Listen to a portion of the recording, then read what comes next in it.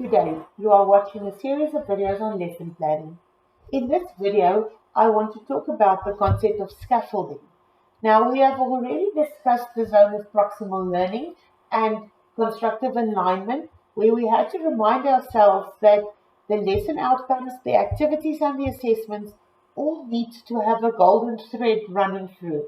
We've also talked about the value of looking at the reasons for testing prior knowledge in the classroom. And when we talked about lesson outcomes, we reminded ourselves to think about lower order learning and higher order learning. So when we think about building, we should think about people constructing a large building.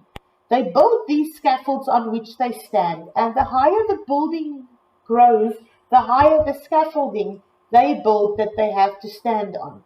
So a scaffold provides support, and the scaffold will get you to a higher level that you cannot reach without support. When we discussed the zone of proximal learning, we said that learners learn in a space where they need some support. If they do not need any support at all, no learning is taking place. If they need too much support, no learning will take place either. So scaffolding is that process from moving from a lot of support to less support to no support at all. And the goal is independence. We want to teach our learners to, when we first start working with fractions, I'm going to help you a lot. I'm going to explain it. I'm going to do it with you. And then the next period, I'm going to give you a lesson where you have to try one or two with my guidance. And the next day, we are going to try one or two by yourself.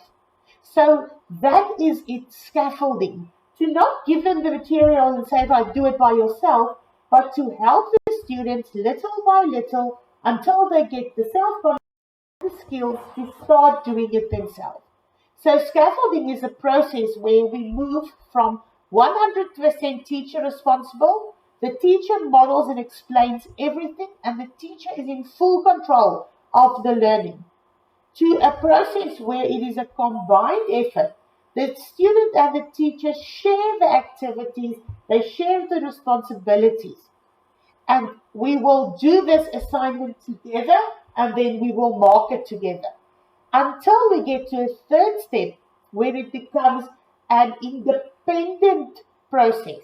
So you give the student homework, they do it independently at home. We come back and we work through those questions together.